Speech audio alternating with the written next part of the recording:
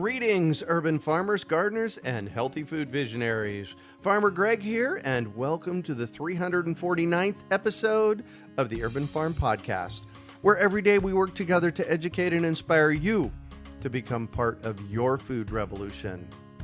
Claiming your inner urban farmer is easy. Grow food, share it, and name your farm. Then let the world know you're an urban farmer while supporting our podcast. Pick up your Urban Farmer bling, hats, and t-shirts at imanurbanfarmer.com. This Urban Farm Podcast is brought to you by the 2018 Food Revolution Summit. I say food choices are our most important factor to staying healthy.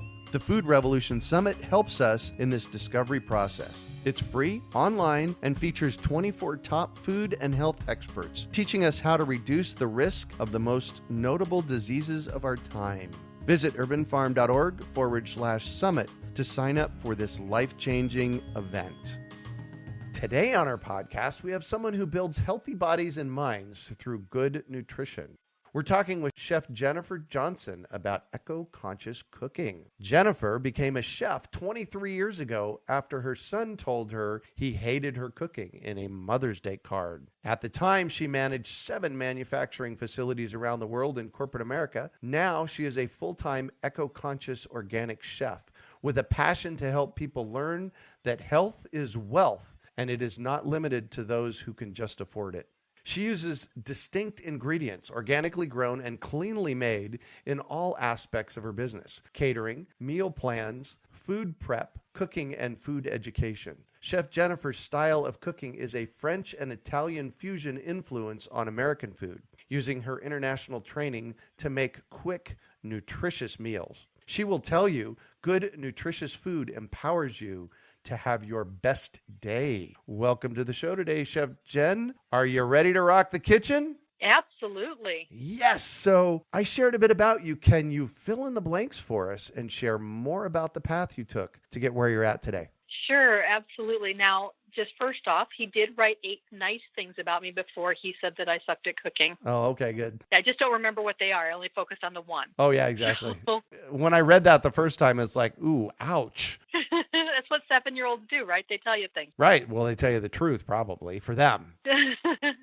Exactly. Not that it's the truth with a capital T, but that's their truth.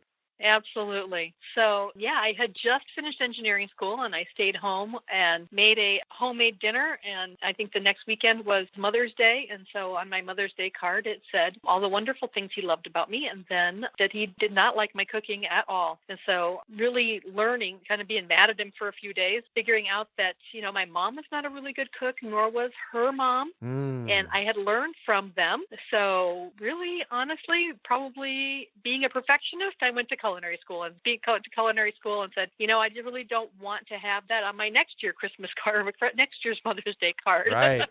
Well, and I would bet cooking is like gardening. You don't necessarily know coming out of the chute when you start how to do it, but you can learn. Absolutely. I would probably tell you that when I was younger, I would kill just about anything I tried to grow, except for maybe a cactus. Uh-huh. I mean, now I have gardens on my balcony or herbs all over the place, and I can grow just about anything. Nice. Yeah, it's definitely something that you can learn over time. You don't have to be discouraged by anything. Yeah. What's the worst that can happen? You throw it away. In growing things in your yard, what's the worst thing that can happen? Well, your plant doesn't make it, or you grow something and it's like, all right, well, I really didn't like that. So you start over again. Exactly. So tell me about the journey from being an engineer to being a paid chef. That's a bit of a jump there. Right brain, left brain, right? Oh, yes. Engineering is a little creative, right? So engineering is creative. It's also process oriented. And to have a kitchen, you have to have processes in order to make sure that things can go out and are safe for our community. Right. But I always loved cooking. So my kids and I, we used cooking as like the team building thing that we did on weekends and stuff when I was not traveling. So my youngest son, actually, the one that wrote me the card, actually became a chef as well. Oh, really? Nice. Yeah, he is absolutely. He's a great chef. But we really spent that time learning how to eat different kinds of foods. We experimented a lot with flavors and different kinds of foods that we would normally typically see here regionally. Uh-huh. We traveled a lot as well. We lived in the UK, lived in Korea for a little while, and I've traveled all over the world. And so taking cooking classes and things like that at different places, we really just learned how to really love and fall in love with different people's cultures through their food, right? Oh, yeah. Because you commune best around food, right? Oh, yeah. People get together and they learn about each other and they really become friends over a meal. And so that's what we did with the kids. And then, the kids grew up and moved out. So then I started cooking for my team at work and them try different recipes. And then one day I said, I'm done with that. And I decided I wanted to cook for people for a living. Right. And left and started my own business. And that's kind of how I got to where I'm at. Wow. Literally, you went from working as an engineer to running your own business. I ran factories, so I did some factory work, 7 factories around the world. I had engineering teams in those factories as well as manufacturing and operations teams.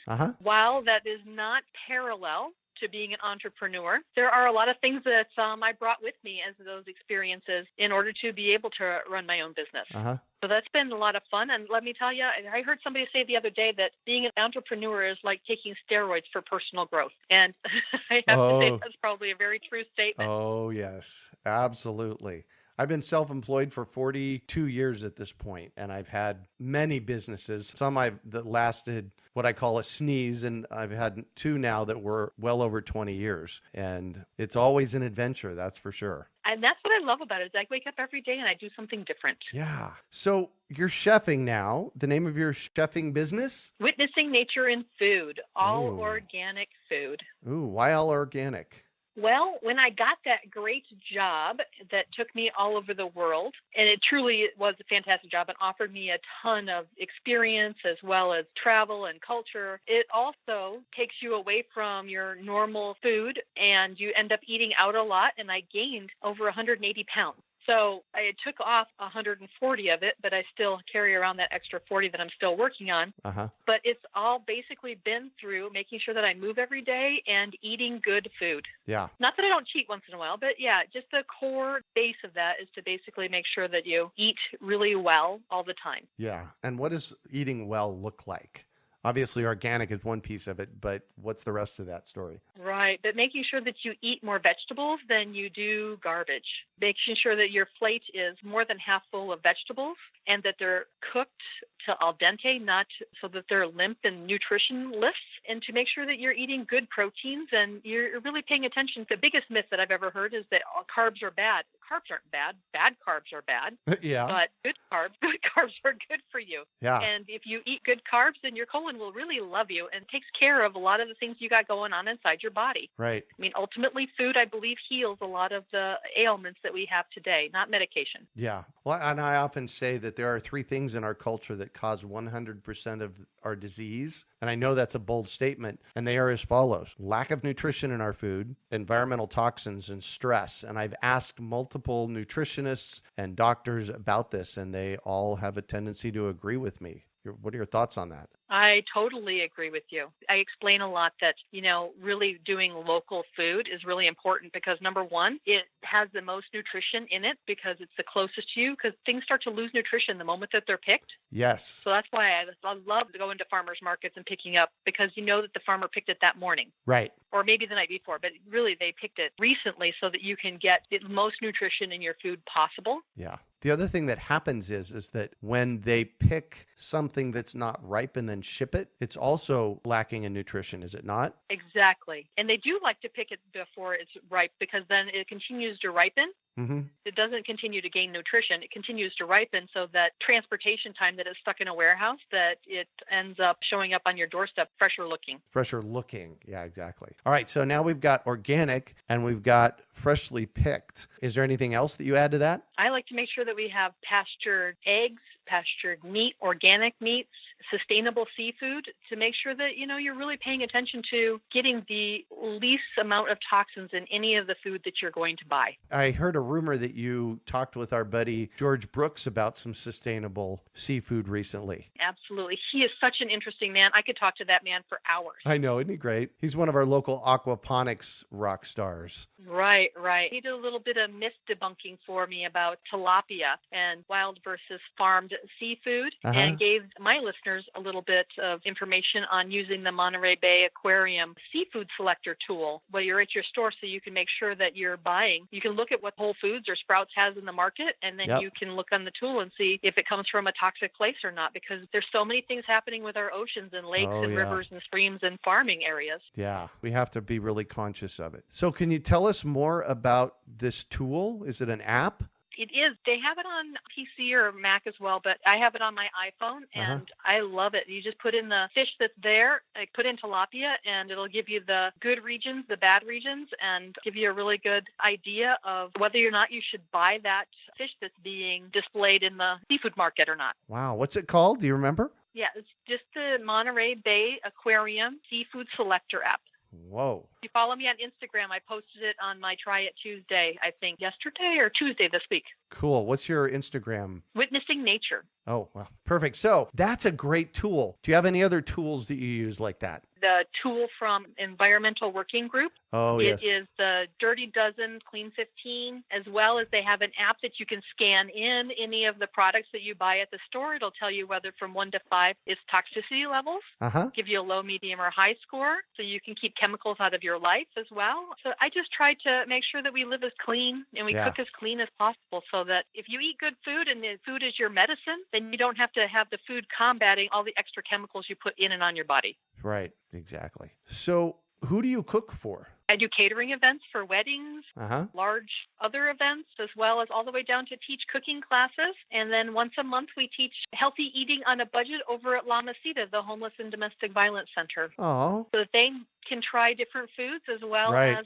I know that they're getting a good, clean, nutritious meal once a month. Yeah. How cool is that? Good for you. It's very cool. We have kids from 6 to adults that are in their senior ages that come and learn, and it's just so much fun. How long have you been doing that? I've been doing that for about 18 months now. Wow. Okay, so I'm going to put you on the spot here. Okay. And I want you to think back over the last 18 times that you've done that. And there was one person that stands out in your mind. I am sure there has to be. Absolutely. Yeah. How did they make you feel and what happened? Can I have more than one person? Some of the kids have so much fun that they get to help cook and make different foods, all the way to the adults that look at me and go, you know what? I would have never thought that we could eat that and it would taste really good. Oh, yeah. I mean, anytime I do a cooking class, but for them specifically, it is so much fun just seeing the kids and the adults work together in the kitchen. It's just really satisfying to see families come together making a meal. Yeah, perfect. And you love it. I can tell it in your voice. I do. This Monday is our March class. We're making bangers and mash, and we're going to make a avocado coconut whipped cream for our mint brownies. Oh, hold on. You're using avocado as a sweet? Using avocado as the green, and then we have coconut cream, so coconut whipped cream as the sweet part, and then we're adding some mint into it. Oh, wow. Some fresh mint we're chopping up and throwing in there. What's your favorite recipe? Well, that's like asking me my favorite movie. Is it drama or comedy? Oh, very good. All right, cool. I would have to say seafood is generally my favorite recipes because you can do so much with that. And then probably would be anything that you can do sweet and savory with. Like I make a goat cheese and fig sandwich with the roasted red pepper soup. Say what? Oh my God, that sounds incredible. It is yummy. Yeah, I've just got a huge grin over here because I'm having so much fun chatting with you. But that's got to be one of the fun things for you is making up stuff for people to eat. Is it not? That is a ton of fun, absolutely. And you know what? Honestly, if it tastes bad, you can throw it away. Right. So I start on a small scale, mix some flavors together, and see if it can be fixed. If it isn't working, if it can't be fixed, we just toss it and start again. Yeah, perfect. And then we always go, but do you remember what went in that? Oh, yeah, exactly. So I have a note here from Janice. She says, will you please send us a recipe that we can include in our newsletter? Absolutely. What might that be? You tell me what you would like to have. We can do something for the holiday. We could do something. Easter's coming up. Oh, yes. We have Cinco de Mayo coming up. We have just general everyday grilling. Yeah, let's do it. Let's do a Cinco de Mayo. Okay, I will send you a Cinco de Mayo. Maybe some chipotle shrimp. Oh. How about chipotle shrimp tacos? We'll do some sustainable seafood with some lovely sprouted corn tortillas, and then mix it up with some good fresh cilantro and salsa. Oh, I think that'll be great. Oh, yeah. Okay, I'm hungry now. I'm going to go get some shrimp tacos. Oh, awesome. Thank you. So I'm going to shift on you, and I'd like for you to talk about a time you failed, how you overcame that failure, and what you might have learned from it. Wow. To pick the perfect one, I would probably have to go back to when I worked at corporate and I took that great job and I gained all that weight because I was in great health and I had a injury with my rotator cuff, and so I stopped working out. I'm surprised the amount of things that your shoulder is involved in. I mean, even walking or washing your hair or whatever. When you do anything. Exactly. Right. So I stopped exercising and I traveled a lot and gained that weight, and I just started feeling really horrible. I didn't like how I slept. I didn't like how I was during the day. My energy was sapped, and I was in my 30s. I mean, what did I learn from that? I learned from it, number one, that it's never too late to change. By going back to basics, yes, it became really easy to take that weight off and really remember going back to your basic core of things and really remembering how you can have a ton of energy by eating well. That's why I talk about, eating well helps you with your peak performance. You don't have those afternoon snooze fests that you want to have cookies or candy with in order to wake back up, and then you go back home and you want to fall asleep because your sugar high came down. Oh, yeah. That's a constant effort. Changing their diet, people seem to think that it's a diet and that they go in it by boiling the ocean versus eating the elephant one bite at a time. Yeah. Well, for me, it has to be a lifestyle. It's the way I eat on a day-to-day basis rather than, a diet. Does that make sense? Exactly. Yes. If you want to change, then you have to change your habit. Clean yourself off the foods that are not serving you. And the other thing, too, is, I think the reason why it's a $30 billion diet industry is because a lot of people think that one diet works for everybody, and everybody's bodies are so different. You really just have to pay attention to what food makes you feel how. Yeah. One of the things that helped me was a food diary so that I could see the aftermath of having eaten whatever it was. And I got really conscious to how I felt 4 to 12 hours after I ate something, That's a really good way of doing it. Yeah. Interestingly, one of the things that I found, because I have Lyme disease and it's a neurological thing. It's just Lyme is crazy. But one of the things that I found was that when I eat bread, the next morning I have anxiety. It's a 1-for-1 thing for me. I'll eat some organic bread or sourdough bread. The next morning I'll wake up with anxiety, and it happens every single time. So those are the kind of patterns we're looking for, are they not? Exactly. And a lot of people think that that's because of gluten, but it may not be because of gluten. It just is how you feel about bread. They did a study and published it a couple of years ago about 15 people that they gave the exact same foods to, and then they tested them. So they had to test their urine and their bowels and their blood at the time they ate and 2 hours after, and then 30 minutes before they ate, after they ate, and then 2 hours after. And they found amongst those 15 people that ate those foods, they really all behaved differently. Like some guy got sushi and his blood sugar was spiked. Girl had sushi and she did not have the spike of blood sugar. However, when she had beef, she did get a spike. So like I said, you really have to pay attention to what works for you, and don't believe that whatever's on the market is going to solve your problem. You really have to pay attention to your insides and how you feel. Yeah. It's really an inside job that you have to pay attention to. So we have to take responsibility for figuring it out for ourselves. Exactly. The bummer for me about that, it took me until I was 56 years old to figure that out. I think I was 45 or 46 or so, and I'm 52 now and still learning new things. So like I said, you're never too young to learn and you're never too young to change. Amen to that. So what do you consider your biggest success? Oh, my biggest success. Well, besides getting my kids grown and living on their own, which is a feat, really honestly, figuring out for myself what I wanted to do. I mean, I did not come from an entrepreneur family. I came from a white and blue collar family, and really figuring out for myself what I wanted to do and being brave enough to go and do it. I think that that's my biggest success. Yeah, I'm going to underline that. What you just said there is epic. Being brave enough to go out and do it. Tell me a little bit more about that, would you? I've always been extremely type A.